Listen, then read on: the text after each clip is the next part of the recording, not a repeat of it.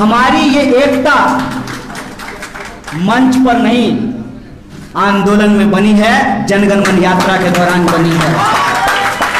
आप तमाम सम्मानित मंच को और हमारे जेएनयू के दो बड़े भाई यहाँ पे हैं, शकील साहब भी हैं जो संचालन कर रहे हैं, चंदन भाई हैं जो अपना वक्तव्य प्रस्तुत करके जा चुके हैं। और ठीक कहा शकील भाई ने कि रास्ते में आते हुए एक पत्रकार ने हमको भी पूछा कि आपका स्ट्राइक रेट खराब है। हम बोले कि अगर इस हिसाब से जोड़िएगा तो 40 में से 1 सीट पूरे विपक्ष ने मिलकर के जीता है, वो कांग्रेस पार्टी ने जीता। आप स्ट्राइक रेट का हिसाब लगा दें।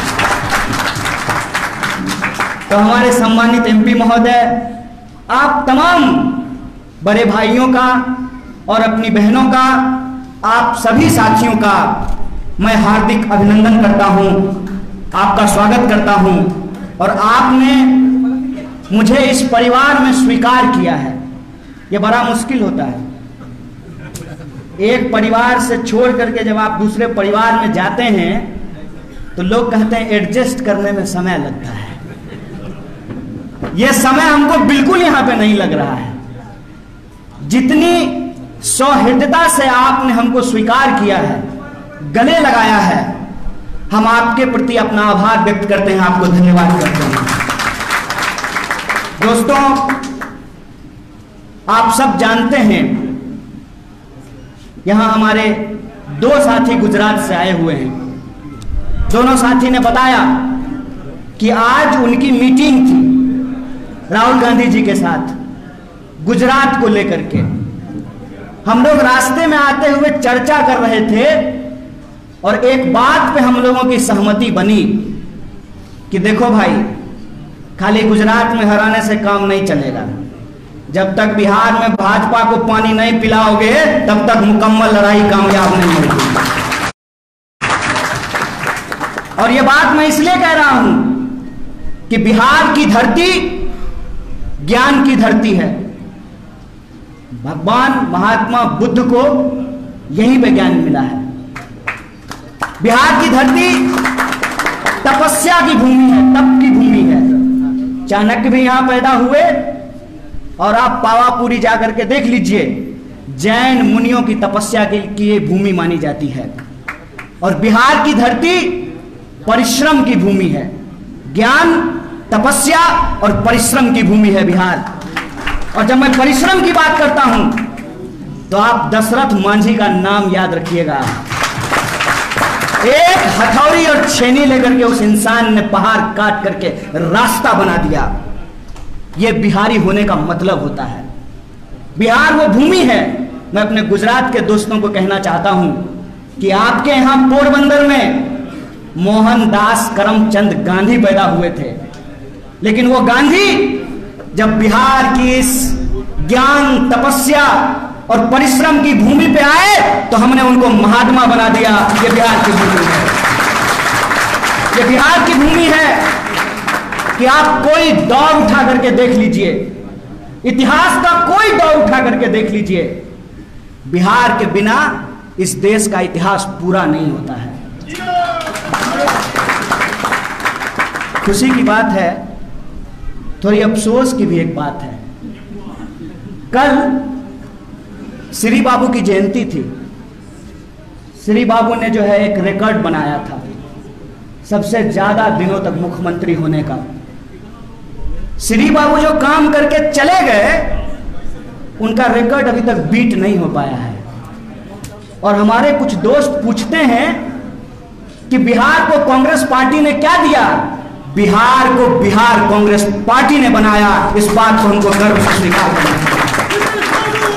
और आज हमारी सबसे बड़ी चुनौती क्या है? आज दिन है अशफाक उल्लाह खान का। अशफाक और बिस्मिल की दोस्ती के बारे में आप सब लोगों ने शायद देखा होगा, आप लोगों ने उसको पढ़ा होगा कि उनकी दोनों की जब बातचीत होती है तो अशफाक कहते हैं राम प्रसाद बिस्मिल से, देखो दोस्त, तुम्हारे धर्म में पुनर्जन्म है तो तुम तो जाओगे वहां, और भगवान से कहोगे कि हमको दोबारा भारतीय बना करके भेज दीजिए, हमको ब्रिटिशर्स के दांत खट्टे करने हैं। हमारे धर्म में पुनर्जन्म नहीं होता है, लेकिन अगर मैं जन्नत जाऊं, अल्लाह से हमारी मुलाकात हो, तो मैं उनको कहूंगा कि एक बार और हमको भारत भेज दीजिए। ये भारत है जहां एक खान एक ब्राह्मण के साथ मिलकर के कहता है, सरफरोशी की तमन्ना अब हमारे दिल में है, देखना है जोर कितना बाजू में खाते हैं। ये जो एकता है, इस एकता को आज छिन्न भिन्न किया जा रहा है, और यही जो एकता छिन्न भिन्न होती है, इसी का नतीजा है, विश्वास कीजिए हम पर, भारत का कोई ऐसा हिस्सा नहीं है जहां हम गए नहीं हैं। एक साथ दोनों बात लोग बोलते हैं, कहते हैं कि बिहार के लोग बड़े परिश्रमी होते हैं। हम कहते हैं हाँ भाई, तुम्हारा गंदगी उठाते हैं, तुम्हारा ठेला चलाते हैं, तुम्हारी फैक्ट्रियों में काम करते हैं, तुम्हारा घर साफ करते हैं, तुम्हारी सड़कें बनाते हैं, तुम्हारी बिल्डिंगें बनाते हैं। गाली तो देते ही हो, जब मौका मिलता है गोली भी मार देते हो। मैं बिहार की इस जनता से यही कहना चाहता हूं कि बिहार के उस इतिहास का पुनर्जागरण हमको करना पड़ेगा, और बिहारी होने का मतलब गाली नहीं, गौरव है, यह हमको पुनर्स्थापित करना होगा। यही हमारी आज की लड़ाई है। कई साथियों ने कहा कि कैसे करेंगे, कैसे होगा ये, तो मैं एक बात उनको कहना चाहता हूं कि जो पार्टी इस देश को आजादी दिलाई है, वो पार्टी ही इस देश की आजादी को बचा भी सकती है। इस बात को अपने दिमाग में डाल लीजिए। इस बात को हम तमाम लोगों को समझ लेना होगा। जात और धर्म के नाम पे समाज का बंटवारा दरअसल इस देश की जो आम आवाम है, उनके हक हुकूक को छीनने और मारने की साजिश है। यह बात हमको समझना पड़ेगा। सामाजिक न्याय के साथ साथ हमको सामाजिक एकता की जरूरत है। यह बात हमको अपने दिमाग में डालना पड़ेगा। और बिहार में रहने वाले 12 करोड़ से ज्यादा लोग, चाहे वो तिलक लगाते हो या टोपी पहनते हो, चाहे वो मंदिर जाते हो या मस्जिद जाते हो, चाहे वो खेत में काम करते हो या फैक्ट्रियों में काम करते हो, चाहे वो बिहार में रहते हो या बिहार के बाहर रहते हो, वो तमाम जो बिहार के लोग हैं, उनके रोजी रोटी, कपड़ा, मकान, शिक्षा, स्वास्थ्य, सड़क, बिजली, पानी और आत्मसम्मान की लड़ाई कांग्रेस पार्टी लड़ेगी। इसी संकल्प के साथ हम इस मंच पे आप तमाम लोगों के साथ इस परिवार में सम्मिलित हुए हैं। एक साथी ने हमको कहा कैसे कीजिएगा, तो हमने कहा अपने दोनों दोस्तों की तरफ इशारा करके कि देखिए हार्दिक की तरफ, देखिए जिग्नेश की तरफ, और देखिए हमारी तरफ। कोई पृष्ठभूमि है, कोई पृष्ठभूमि है, कोई परिवार में ऐसा है जिसका नाम लेकर के हम लोग राजनीति कर सकें? है कोई हमारा इतिहास? हम आपकी तरह एक साधारण इंसान का बच्चा है। हम तीनों का कोई पृष्ठभूमि नहीं है। प्रश्न ये उठता है कि हम कांग्रेस पार्टी में क्यों आए हैं। हम कांग्रेस पार्टी में इसलिए आए हैं कि गर्व के साथ हम आपको इस मंच से खड़ा होकर के बोलते हैं, जिसके जिसके पास बाबूजी का थाती है ना, सब अपने अपने छाती में उसको लपेट लिया है। कोई बांटने के लिए तैयार नहीं है। एकमात्र नेता श्री राहुल गांधी, और ये मेरा व्यक्तिगत अनुभव नहीं है, हमारे जैसे पृष्ठभूमि वाले 2 और आंदोलन से निकले हुए नेता यहां बैठे हुए, उनसे पूछ लीजिएगा। एकमात्र नेता राहुल गांधी जो हाथ बांह फैला करके हम जैसे पृष्ठभूमि वाले लोगों को गले लगाते हैं। इसलिए हम इस पार्टी में आए हैं। हम इसलिए इस पार्टी में आए हैं कि इस पार्टी में वो सहिष्णुता है।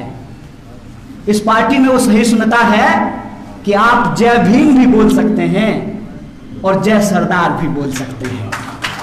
2 नेता बैठे हुए हैं, जय सरदार भी बोल सकते हैं, जय भीम भी बोल सकते हैं, जय हिंद भी बोल सकते हैं। ये इस पार्टी की खासियत है। सचमुच अगर आप भारत को समझते हैं तो भारत एक ऐसी भूमि है, इसकी संस्कृति ऐसी है कि हम सबको लेकर के चलते हैं।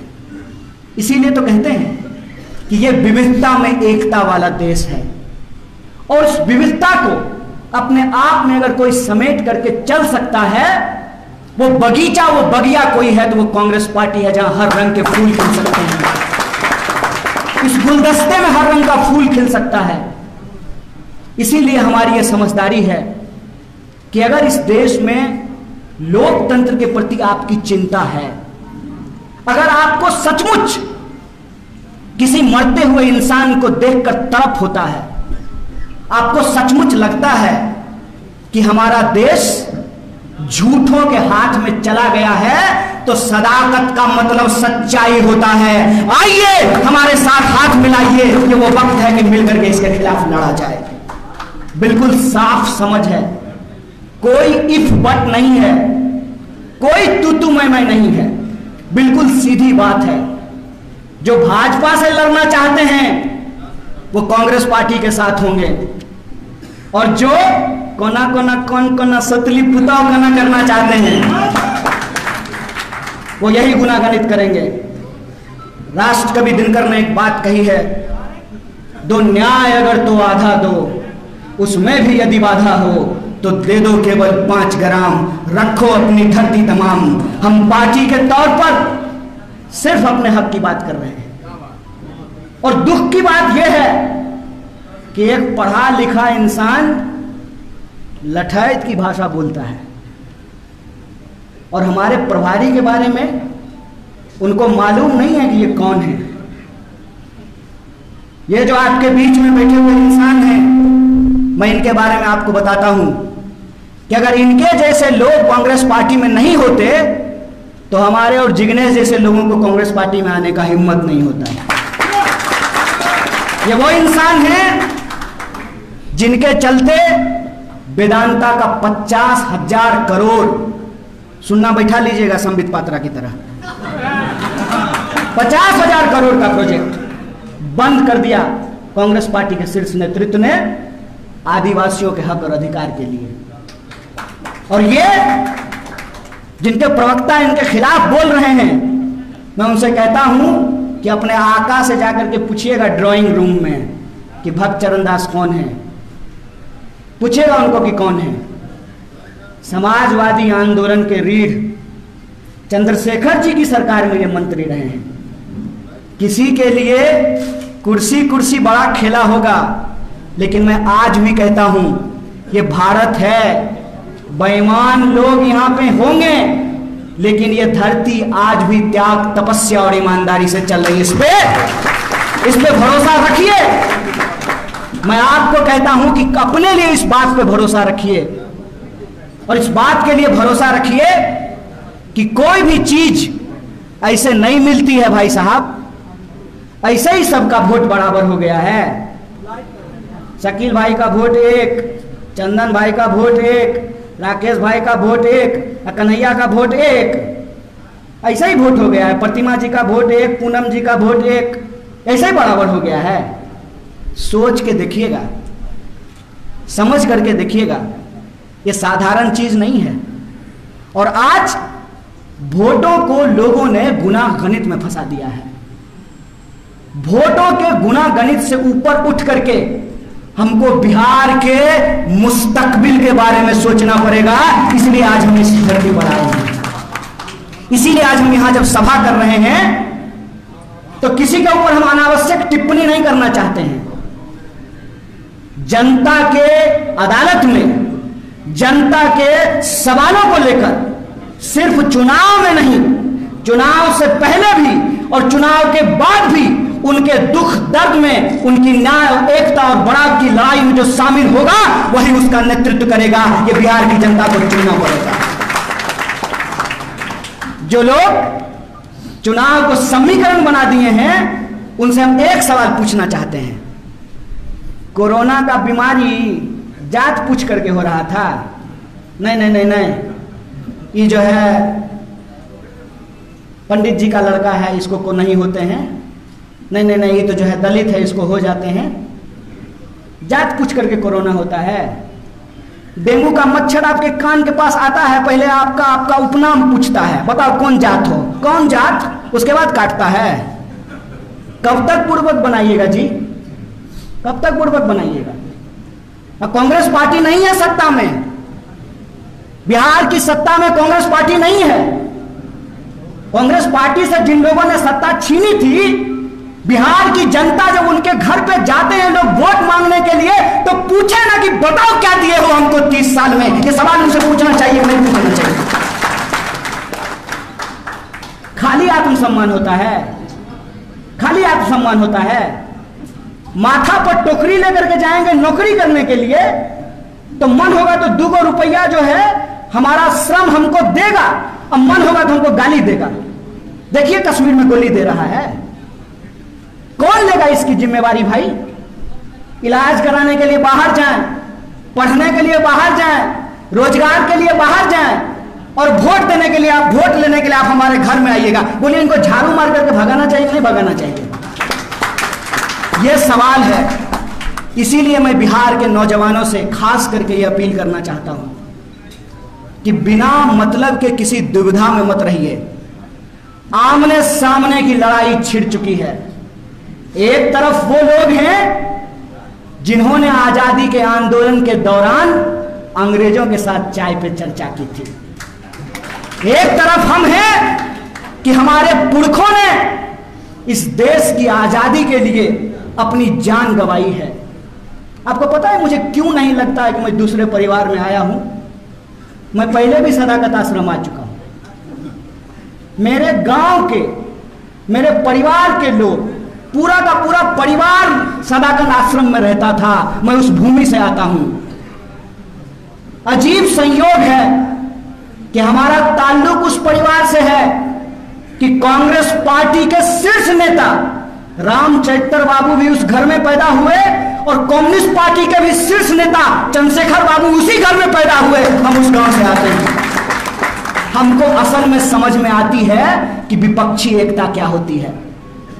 विपक्षी एकता का मतलब अगर कोई समझ सकता है तो सदाकत आश्रम की भूमि समझ सकती है। इस बात का मैं आपको भरोसा दिलाना चाहता हूं। और दूसरा भरोसा जो मैं आपको दे सकता हूं, देखिए पुरवा पछिया कुछ हो जाए, कुछ हो जाए, इतना तो मानते हैं ना कि कांग्रेस कभी भाजपा के साथ नहीं जाएगी।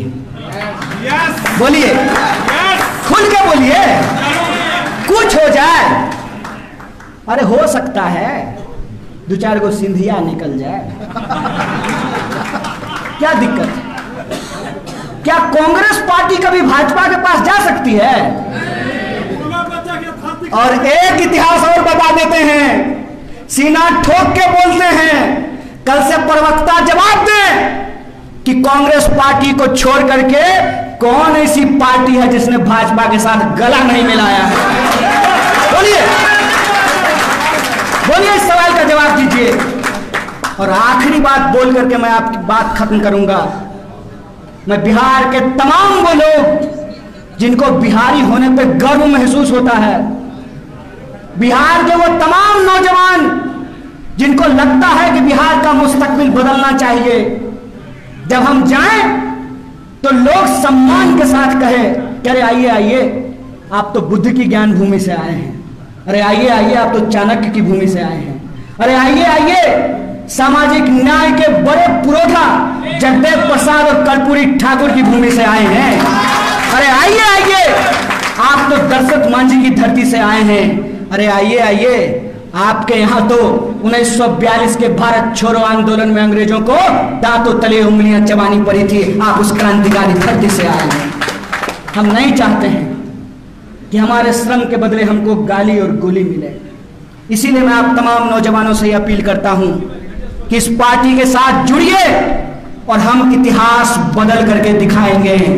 वह पथ क्या, पथिक कुशलता क्या, जिस पथ में बिखरे शून्य न हो, नाविक की धैर्य परीक्षा क्या, जब धाराएं प्रतिकूल न हो। यह मैं आप तमाम लोगों से अपील करने के लिए आया हूं।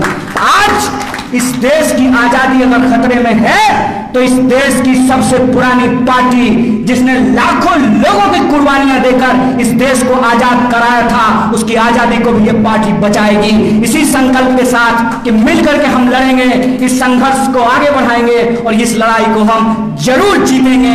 और आखिरी बात, आखिरी चीज, किसी की लकीर मिटानी नहीं है भाई। कुछ लोग होते हैं कि दूसरे की लकीर मिटाते रहते हैं।